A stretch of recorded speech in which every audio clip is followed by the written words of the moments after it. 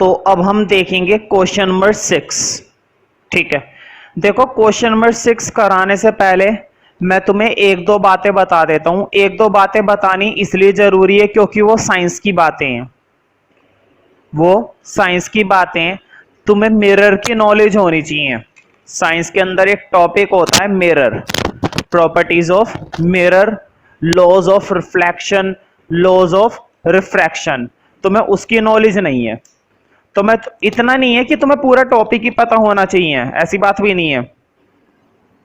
अगर तुम्हें थोड़ा बहुत भी मालूम है तो उससे भी काम चल जाएगा, ठीक है, लेकिन नॉलेज जरूर होनी चाहिए। तो वो बातें मैं तुम्हें बता देता हूं, वो चीजें मैं तुम्हें बता देता हूं। ध्यान से सुनना और उन चीजों को समझना, क्योंकि वो इंपॉर्टेंट बातें हैं भाई, उसके बिना तुम्हारा काम चलने वाला है नहीं। अगर उसमें तुमने लापरवाही कर दी तो तुम्हें कुछ भी समझ में नहीं आने वाला। तो वो बातें तुम्हें जरूर मालूम होनी चाहिए, ठीक है। तो देखते हैं, मान लो कोई भी मिरर है, कोई मिरर, ठीक है, कोई भी मिरर, और उस मिरर पर सबसे पहले कोई रे गिरती है। जब भी किसी भी मिरर पर कोई रे गिरती है, रे का मतलब होता है किरण, किसी भी चीज की रोशनी। फॉर एग्जाम्पल बोर्ड पे देखो, मैंने तुम्हारे सामने क्या बना दिया, एक मिरर बना दिया। मैंने तुम्हारे सामने क्या बना दिया, एक मिरर बना दिया। इस मिरर पर एक रे गिरी, रे का मतलब है एक रोशनी या कोई एक किरण, कोई किरण इसके ऊपर आकर गिरी। गिरने का मतलब ये नहीं कि इसके ऊपर हमने फेंकी है, गिरने का मतलब है टकरा गई। जैसे मान लो ये लाइट आ रही है, ये लाइट मुझसे टकरा रही है ना, लेकिन मैं तो कोई मिरर नहीं हूं। तो वही चीज है, ये लाइट किस पर आकर गिरी है, मिरर पे। मुझे बताओ, मिरर पे आकर गिरी है, क्या तुम्हें रिफ्लेक्शन दिखाई दे रहा है? क्या लाइट मुझसे टच करके निकली, क्या तुम्हें दिखाई दी? नहीं दी, लेकिन मिरर पर तो देगी ना। मिरर पर जैसी ये लाइट टच करके निकलेगी, तुरंत पास होकर निकल जाएगी। ये प्रॉपर्टीज होती है, ये प्रॉपर्टीज होती है। और अब मैं तुम्हें एक राज की बात बताता हूं, टच करके मुझ पर से भी निकल रही है, टच करके तुम पर से भी निकल रही है। लाइट जिससे भी टकराती है टच कर कर जरूर निकलती है, लाइट जिससे भी टकराती है उससे टच करके जरूर निकलती है। फर्क इतना है कि मिरर में हमें दिखाई देती है और बाकी ऑब्जेक्ट्स में हमें दिखाई नहीं देती। खैर, बाकी की सारी बातें 10th क्लास के चैप्टर के अंदर है। मैं पूरी तरह से तो साइंस नहीं बता रहा, मैं सिर्फ उतनी बात बता देता हूं जितना कि हमारा ये क्वेश्चन सॉल्व हो जाए, ठीक है। तो देखते हैं आखिर वो क्या क्या बातें हैं जिसकी वजह से हमें क्वेश्चन सॉल्व करने में हेल्प मिलेगी। वो कौन कौन सी बातें हैं जो हमारे लिए फिलहाल अभी जरूरी है, ठीक है। देखो, जब भी कोई लाइट गिरती है तो गिरने वाली लाइट और टच करके निकलने वाली लाइट, बोर्ड पे देखो, ये गिरने वाली लाइट और ये टच करके निकलने वाली लाइट, इसके बीच में जो लाइन होती है वो होती है हमेशा 90 डिग्री पर। गिरने वाली लाइट और टच करके निकलने वाली लाइट, ध्यान से सुनो मेरी बात को, दो बातें बोल रहा हूं बस मैं। गिरने वाली लाइट और गिरने के बाद छूकर निकलने वाली लाइट, दोनों के बीच में एक डॉटेड लाइन होती है और इसका एंगल कितना होता है, 90 डिग्री। कितना एंगल होता है, 90 डिग्री। फिलहाल हमें इसकी जरूरत नहीं है कि 90 डिग्री होता है या नहीं, फिलहाल जिस चीज की जरूरत है वो मैं तुम्हें बताता हूं। देखो, ये लो, मैंने 90 हटा दिया, 90 की जरूरत नहीं है। देखो, टच करके निकलने वाली लाइट और गिरने वाली लाइट, दोनों का एक अपना एंगल बनता है, दिखाई दे रहा है ये? चलो मैं थोड़ा आगे पीछे दिखाता हूं। ये लो, दो एंगल दिखाई दे रहे हैं, एंगल 1, एंगल 2। अब तुम्हें दिखाई दे रहे होंगे दो एंगल। मैंने बोला जब भी कोई लाइट किसी भी मिरर पर गिरती है तो गिरकर गिरने वाली लाइन और टच करके निकलने वाली लाइन, दोनों लाइन अपना अपना क्या बनाती है, एक एंगल बनाती है। दोनों की दोनों लाइन अपना अपना क्या बनाती है, एक एंगल बनाती है। और इन एंगल की खासियत यह है कि यह एंगल आपस में क्या होते हैं, बराबर होते हैं। ये एंगल आपस में क्या होते हैं भाई, बराबर होते हैं। अब जरा क्वेश्चन स्टार्ट करते हैं। बात ध्यान रखना, गिरने वाली लाइन और टच करके निकलने वाली लाइन दोनों के एंगल आपस में क्या होते हैं? इक्वल होते हैं। एक को बोला जाता है एंगल ऑफ इंसिडेंस और एक को बोला जाता है एंगल ऑफ रिफ्लेक्शन। क्या बोला जाता है? एंगल ऑफ इंसिडेंस और एंगल ऑफ रिफ्लेक्शन। खैर ये साइंस की बातें, ठीक है, तो साइंस में काम आएगी जब टॉपिक आएगा। फिलहाल मैथ्स में इतनी जरूरत है कि ये एंगल आपस में क्या होते हैं? इक्वल होते हैं। ये एंगल आपस में इक्वल होते हैं। तो देखते हैं अब इनके बारे में थोड़ी सी और बातें। अब जरा क्वेश्चन पढ़ते हैं। एक काम करते हैं, देखो क्वेश्चन पढ़ने से पहले फिगर बना लेते हैं। इस क्वेश्चन के अंदर फिगर दे रखी है और फिगर बहुत ही सिंपल है। दो मिरर दे रखे हैं, एक मिरर ऊपर और एक मिरर नीचे, और दोनों मिरर आमने सामने रखे हुए हैं। ऊपर वाले मिरर का नाम है पी क्यू, नीचे वाले मिरर का नाम है आर एस। और एक लाइन है जो इस पर टकराई, फिर यहां पे टकराई, फिर यूं निकल गई, है ना? बीच में ऐसा हो रहा है।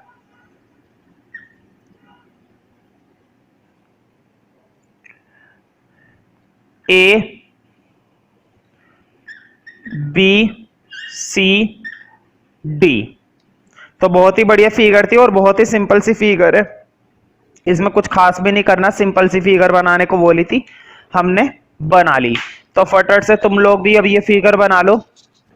मैं उम्मीद करता हूं फिगर तो बना ही लोगे, क्योंकि फिगर बनाने में कुछ बहुत बड़ी बात तो है नहीं, देखकर बनानी है। शुक्र मनाओ कि क्वेश्चन ने हमें फिगर बनाकर दे रखी है, तो तुम्हें इस बात की खुशी मनानी चाहिए और घर पे जाके इस बात का क्या मनाना? जश्न। अब जरा क्वेश्चन पढ़ते हैं, जश्न तो बाद में मनाएंगे, पहले क्वेश्चन कर लेते हैं। In the figure P Q and R S are two mirrors.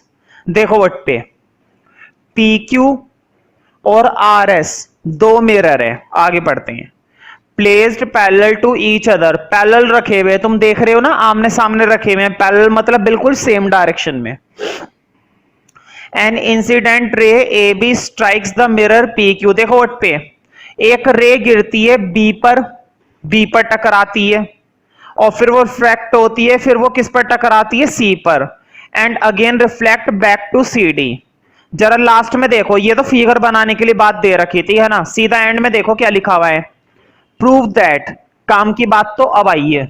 एक काम करो, गिवन में तो कुछ खास लिखना नहीं है, गिवन में खाली छोड़ दो, लिखो टू प्रूफ। प्रूफ में हमें बहुत कुछ लिखना है। लिखो प्रूफ क्या करना है? प्रूफ करना है कि ए बी पैरेलल है सी डी के। ए बी पैरेलल प्रूफ करनी है किसके? सी डी के। बोर्ड पे देखो जरा, जरा जो फिगर बनी हुई है ना उसको गौर से देखो, फिगर को बोर्ड पे देखो। A B C D, A B C D. क्या ये दो लाइनें दिखने में पैरेलल लग रही हैं या नहीं लग रही? ए बी वाली लाइन सी डी वाली लाइन के पैरेलल है ना, मतलब दिख तो रही है ना, लेकिन दिखने से कुछ नहीं होता। हमें क्या करना पड़ेगा? प्रूफ करना पड़ेगा। अगर दिखने से ही हो जाता तो फिर तुम्हें सब कुछ दिखाई देता है, फिर तो तुम्हें भगवान भी दिखाई देते हैं, है कि नहीं? दिखने से कुछ नहीं होता मैथ्स में। मैथ्स में तुम्हें उस बात को क्या करना पड़ेगा?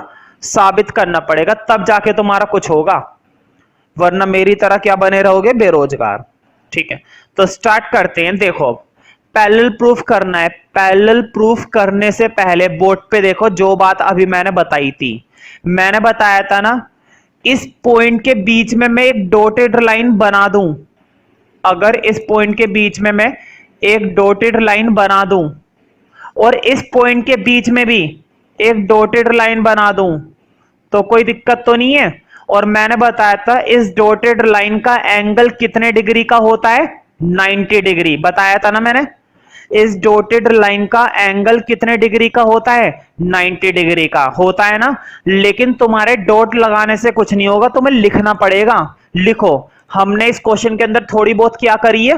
कंस्ट्रक्शन करी है, और कंस्ट्रक्शन में हमने क्या करा है, देखो एक नाम दे दो, मैंने इसको नाम दे दिया बीई और इसको नाम दे दिया सी एफ। मैंने क्या करा है, मैंने बीई परपेंडिकुलर बनाया, बोर्ड पे देखो मैंने क्या बनाया, बीई परपेंडिकुलर, क्योंकि कितने डिग्री का एंगल होता है याद है ना, अभी फिर बताया था मैंने 90 डिग्री का। यहां पर भी 90 डिग्री का एंगल होता है और यहां पर भी 90 डिग्री का एंगल होता है।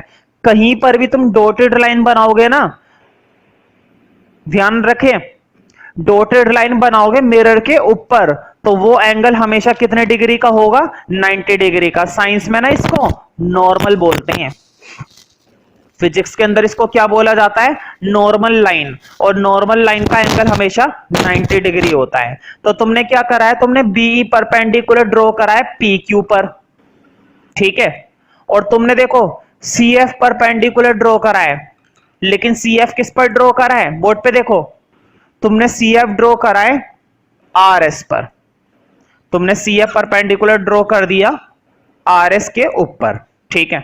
तो ये बहुत ही बढ़िया परपेंडिकुलर हमने ड्रॉ करें, कमाल की बात है कि हमें परपेंडिकुलर ड्रॉ करने आते हैं। अब स्टार्ट करते हैं कैसे करेंगे क्वेश्चन को, और बहुत ही सिंपल मेथड के साथ मैं इसको शुरुआत करवाऊंगा। बस मुझे इतनी सी बात बताना जो अभी मैंने तुम्हें अलग से समझाई थी, क्वेश्चन को स्टार्ट करने से पहले मैंने एक बात समझाई थी ना, देखो इधर वाला एंगल, इधर वाला एंगल, ये दोनों एंगल आप दिखाई दे रहे हैं, देखो ये वाला एंगल, ये वाला एंगल, ये डॉटेड लाइन के इधर वाला एंगल, डॉटेड लाइन के उधर वाला एंगल, ये दोनों एंगल हमेशा आपस में क्या होते हैं, इक्वल। डॉटेड एंगल हमेशा आपस में क्या होते हैं, इक्वल होते हैं। अब इधर देखो ये वाला एंगल, ये वाला एंगल, बताओ डॉटेड लाइन के उधर वाला एंगल और डॉटेड लाइन के इधर वाला एंगल, ये भी एंगल क्या होंगे, इक्वल। क्यों, क्योंकि मिरर के ऊपर बन रहे हैं, मिरर के ऊपर बनने वाले डॉटेड लाइन के इधर का एंगल, मिरर के ऊपर बनने वाले डॉटेड लाइन के इधर का एंगल, ये दोनों एंगल क्या होते हैं, इक्वल। एक काम करो, इसको नेम दे दो एंगल 1, इसको 2, ठीक है, और इसको नेम दे दो 3 और इसको नेम दे दो 4। समझ रहे हो ना। मुझे बताओ क्या 1 और 2 बराबर है या नहीं है, 1 और 2 बराबर है ना भाई, 1 और 2 बराबर है या नहीं, मैंने बताया था बराबर होते हैं, लेकिन मैथमेटिकली नहीं, साइंटिफिकली। तो लॉजिक भी कौन सा देना है, साइंस का लॉजिक देना है। अभी मैंने बताया था स्टार्टिंग में कि कौन सा लॉजिक होता है, angle of incidence and angle of reflection are equal, ये लिख दो, लिखो एंगल ऑफ, लिखना है ये सभी को, यही वाला logic, angle of incidence, board पे लिखा हुआ है इंसिडेंस, प्रॉपर दिखाई देना चाहिए तुम्हें वीडियो में, इंसिडेंस दिखाई दे रहा है, angle of incidence and reflection, बस इतना लिख देना। एंगल ऑफ इंसिडेंस और एंगल ऑफ रिफ्लेक्शन हमेशा क्या होते हैं, इक्वल होते हैं। तो तुम्हें इक्वल लिखने की जरूरत नहीं है, बस इतना ही लिख दो, angle of incidence angle of reflection, है ना। बाकी मैं तुम्हें साइंस में भी चैप्टर आएगा साउंड, साउंड के अंदर मैं तुम्हें बताऊंगा कैसे होते हैं इक्वल, और 10th क्लास में भी एक चैप्टर आएगा लाइट, वहां पर भी एंगल आएंगे। फिलहाल इससे ज्यादा की जरूरत नहीं है। तो बताओ 1 और 2 आपस में क्या हो गए, बराबर। मुझे बताओ यहां पर तो 1 और 2 बराबर हो गए, क्या यहां पर 3 और 4 बराबर नहीं हो सकते, क्या यहां पर 4 और 3 बराबर होंगे या नहीं होंगे, यहां पर भी तो 4 और 3 बराबर होंगे ना, यहां पर भी हमारा 4 और 3 क्या हो जाएंगे, बराबर हो जाएंगे। लिख दो फिर angle 4 equal to angle 3। Logic क्या देना पड़ेगा, देखो लॉजिक सेम है, इन्वर्टेड कॉमा लगा दो, वही वाला लॉजिक है जो ऊपर लगाया था कि एंगल ऑफ इंसिडेंस और एंगल ऑफ रिफ्लेक्शन आपस में क्या होते हैं, हमेशा इक्वल होते हैं, हमेशा एंगल ऑफ इंसिडेंस और एंगल ऑफ रिफ्लेक्शन हमेशा इक्वल मिलेंगे तुम्हें, कभी भी अलग नहीं हो सकते ये। अब थोड़ा सा रब कर देता हूं, मुझे आगे का सॉल्यूशन करना है।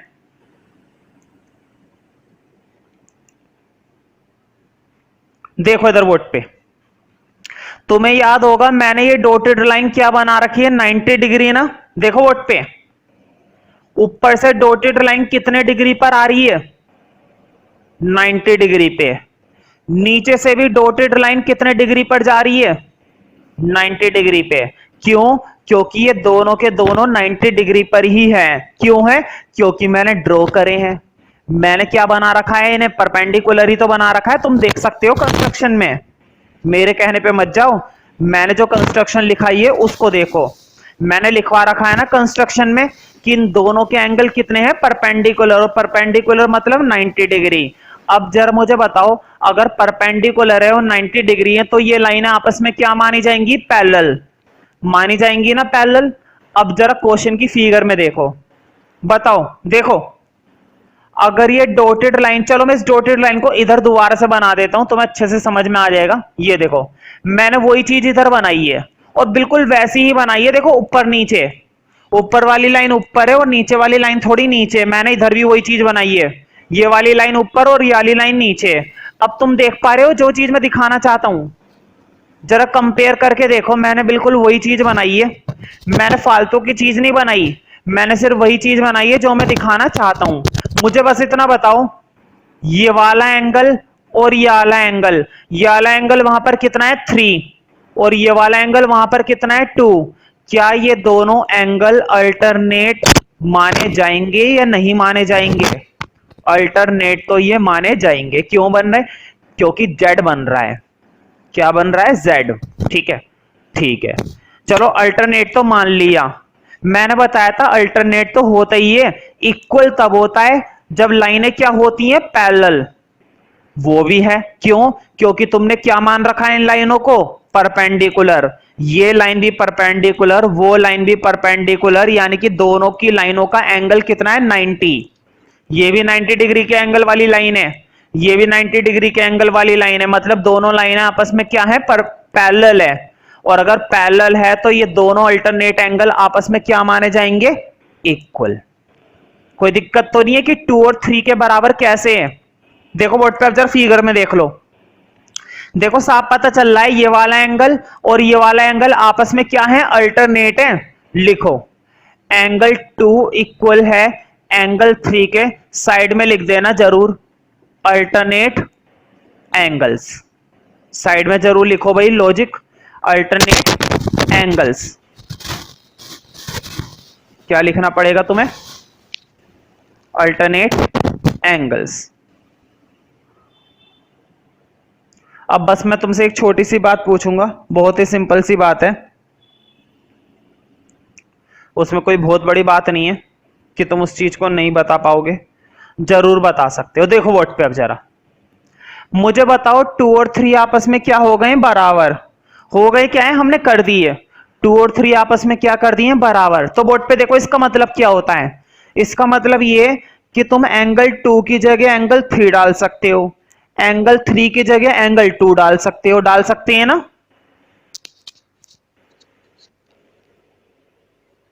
एंगल 2 की जगह एंगल 3 डाल सकते हो और एंगल 3 की जगह एंगल 2 डाल सकते हैं। हम इन दोनों की जगह डालेंगे। अब देखो मैं यहां पर 2 की जगह क्या डाल रहा हूं, 3। नाउ करके लिखना, यहां पर एंगल 2 की जगह क्या, देखो 2 किसके बराबर है, 3 के, और 3 किसके बराबर है, 2 के। मैं 2 की जगह क्या डाल रहा हूं, 3। एंगल 1 इक्वल टू क्या आ गया, 3। एंगल 1 किसके बराबर आ गया, 3 के। अब देखो यहां पर एंगल 3 की जगह क्या डाल रहा हूं, यहां पर एंगल 3 की जगह डाल रहा हूं एंगल 2, और एंगल 4 ऐसे ही रहा। देखो बहुत ही सिंपल सा काम करा है, बिल्कुल भी कंफ्यूजन वाली बात नहीं है। वो दो लॉजिक तो तुम्हें समझ में आ ही गए थे, ये भी समझ में आ गया होगा क्योंकि ये अल्टरनेट एंगल है। तुमने क्या करा, पहली वाली लाइन में तुमने 2 की जगह 3 डाला, दूसरी वाली लाइन में तुमने 3 की जगह 2 डाला। तुम सोचोगे मैंने इधर क्यों लिख दिया, ध्यान से सुनो, इधर मैंने इसलिए लिख दिया वरना प्रूफ नहीं हो पाएगा। हमें एंगल 2 है ना इसी साइड चाहिए, और ऐसा हम लिख सकते हैं, तुम्हें मालूम है ना। देखो अगर मैं तुमसे बोलूं x इक्वल टू वाई है या y इक्वल टू एक्स है, एक ही तो बात है भाई। x इक्वल टू वाई हो तो भी वही है, और y इक्वल टू एक्स है तो भी वही है। तो मैंने क्या करा, मैंने एंगल 2 इधर लिख दिया। अब एक काम करो, इसको मान लो इक्वेशन नंबर 1 और इसको मान लो इक्वेशन नंबर 2 और दोनों को ऐड कर दो।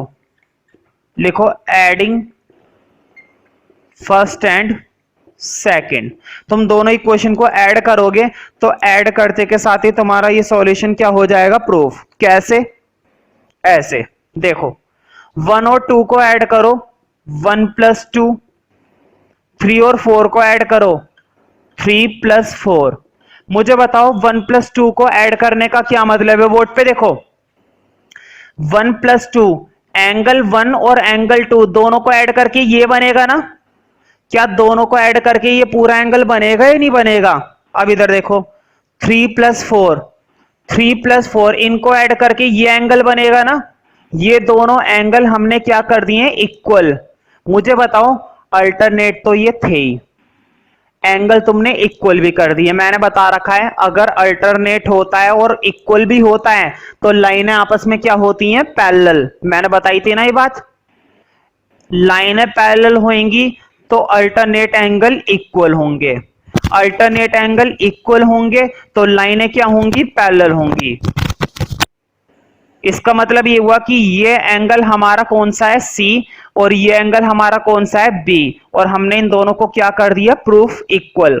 और अगर एंगल इक्वल हैं तो लिखो देयरफॉर लाइनें क्या हो गई आपस में, बोलो। लिखो AB पैरेलल टू CD। क्यों? क्योंकि देखो एंगल तो ये अल्टरनेट पहले से ही थे, लेकिन हमने अल्टरनेट के साथ साथ इन्हें क्या कर दिया, इक्वल भी प्रूफ कर दिया। जब एंगल इक्वल होते हैं तो लाइनें पैरेलल हो जाती हैं, और अगर लाइनें पैरेलल होती है तो एंगल क्या हो जाते हैं आपस में, इक्वल।